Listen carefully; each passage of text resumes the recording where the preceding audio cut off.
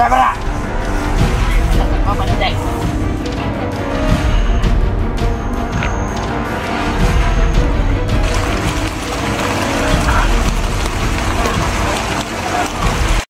Okay mga idol, tuloy tayo ngayon. Parang lalakas tong ulan na to. Tumawag si sa akin mga idol, tumawag si Kyung na umakyat na daw siya, kaya di ko lang alam kung saan siya dumaan ngayon. Basta sabi niya umakyat na daw siya. Si Jipot hindi pa daw dahil may may nasikaso pa si Jipot, kaya siya na lang daw yung nauna. Sana ligtas si Kyung kung saan man siya ngayon dumaan. Yan o, parang lalakas tong ulan na to. Sigurado ako mga idol sila Lando ngayon, dahil nalaman na nila nandito ako sa bundok. Sigurado ako paakyat yun, kaya dito natin sila hintayin dahil alam kong nandito na sila ngayon. Dahil alam ko talaga na ako talaga yung tinatarget nila ngayon na makuha. Pero ang malabong mangyari yun dahil mag-iingat na tayo dahil delikado. Masakit pag pag nabihag ka. Sobrang brutal yung mga ginagawa nila sa mga hunter. Maraming hunter ang nabihag ngayon. Gustuin ko mang tumulong pero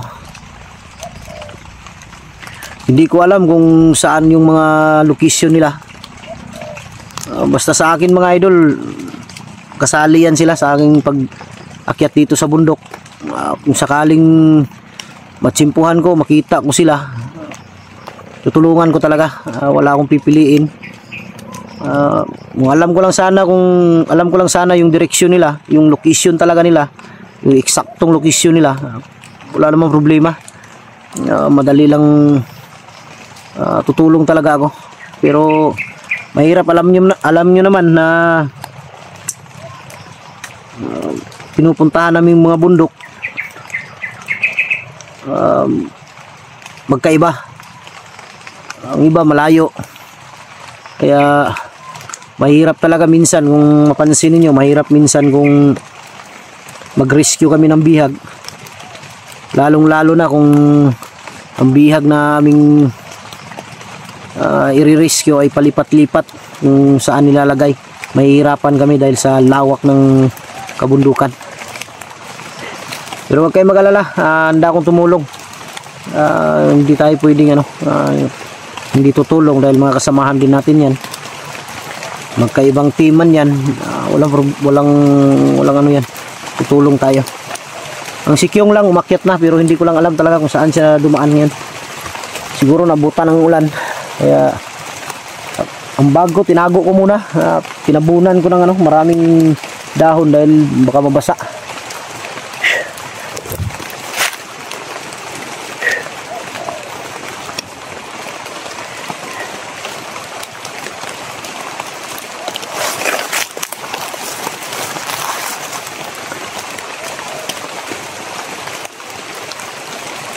Sigurado malakas tong ulan na to.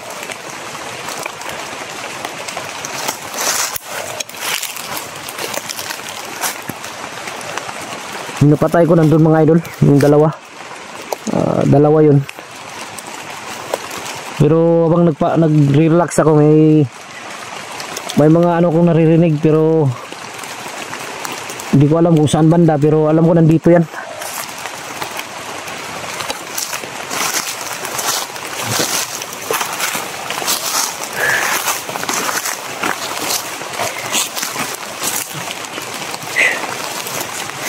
Ganito kahirap ang sitwasyon dito sa bundok mga idol, lalo na kung ikaw lang mag-isa. Ang dami mong bantayan. Kasi hindi ka pwedeng magpadalos-dalos dito.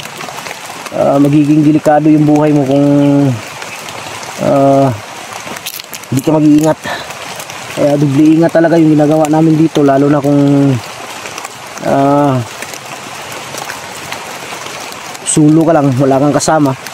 Delikado. Ulan init, sagupa namin dito, pero walang problema sa amin yan dahil ito yung trabahong pinasok namin.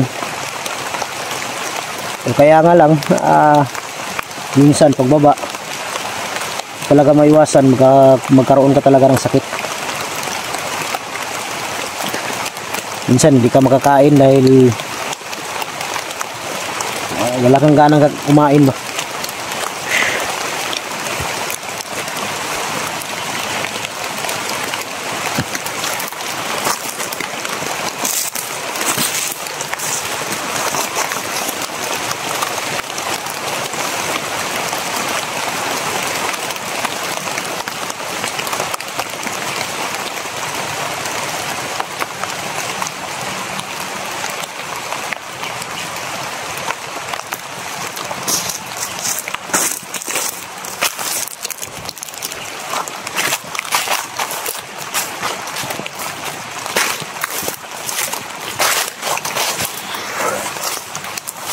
Parang doon banda kanina, doon sa dulo may napapansin ako na nagsisigawan.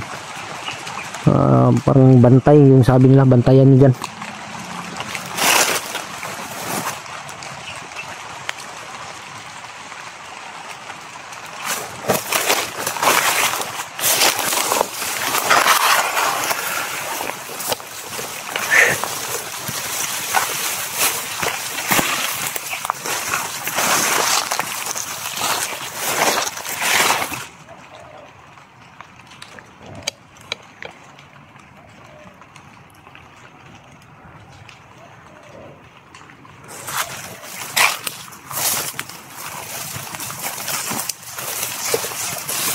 Hindi pwedeng pensa. Well,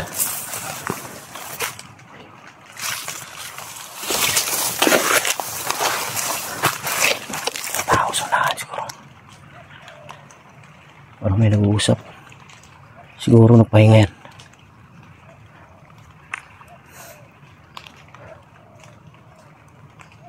Narinig ko yung nag-uusap dyan.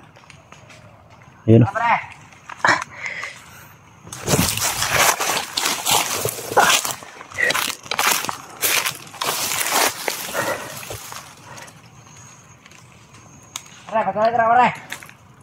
Sa ano, dun sa dulo galing, dun sa unahan.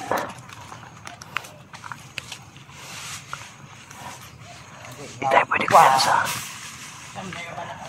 Dita busyak. Hindi ba na? Hindi ba na kakoban today? Ano na malagan? Hello, sila na to. Kung ba na? Manda mo.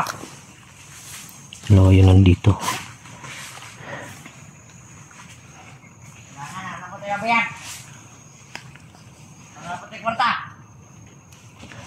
Mukhang pera talaga to.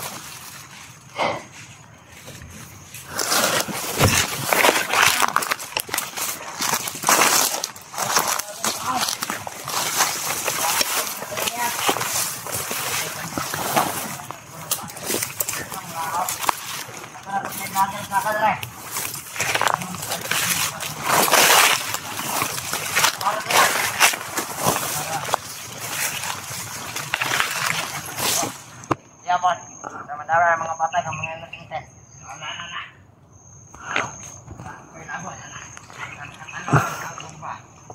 Ito. Pakot nila ko.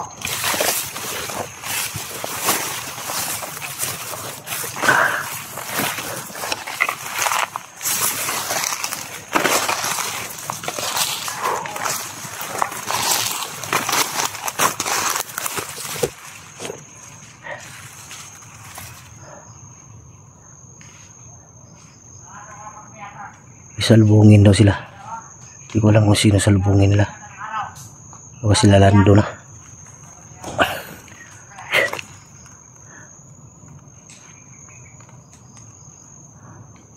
Delikado nito mga idol, si Kyung kung saan dumaan.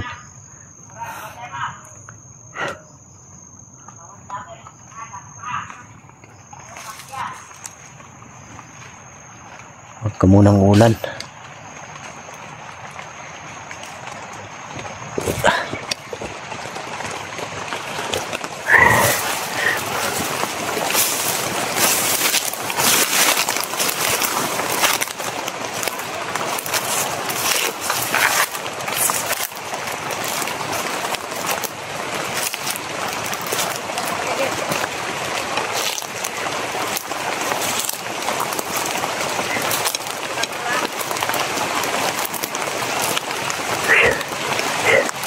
Hindi tayo pwede talos-talos. Kailangan natin manmanan muna bawat galaw nila dahil hindi natin alam yung pwedeng nangyari. Ang init kanina mga idol, tapos biglang umulan ngayon.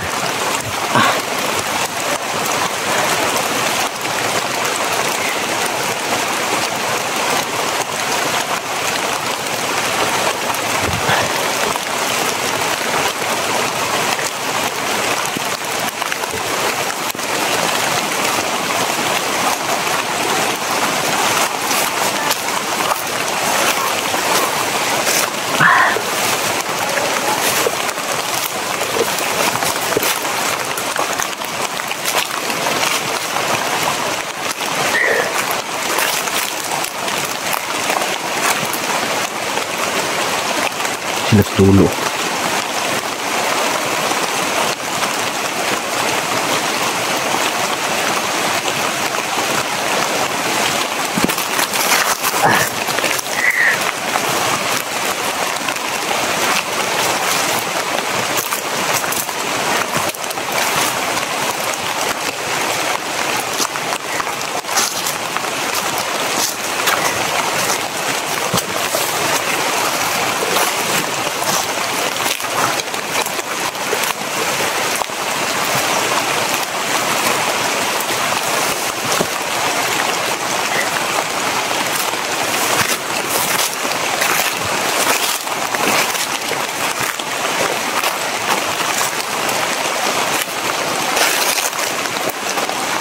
Mas yang wala.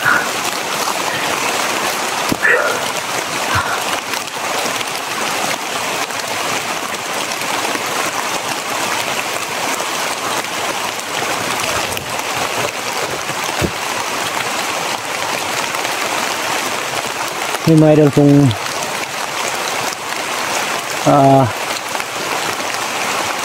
mauna ako mag-upload ngayon kay Kyung, maghanap ako ng signal. Pag-share na lang po, pag-share na lang kay Kyung yung link na to ng video ko para malaman niya nandito ako. Dahil mahirap na, baka maligaw mapunta si Kyung sa ibang lugar.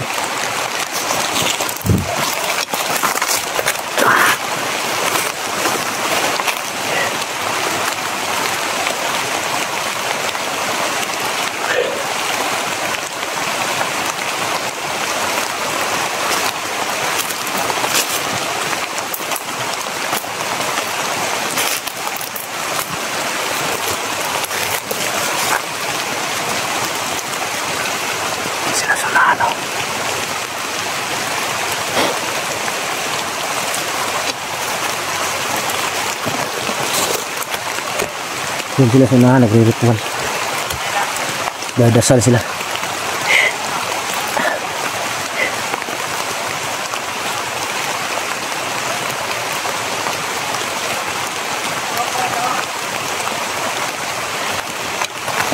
Nagdarasal sila. Kita yung pinagbilansa.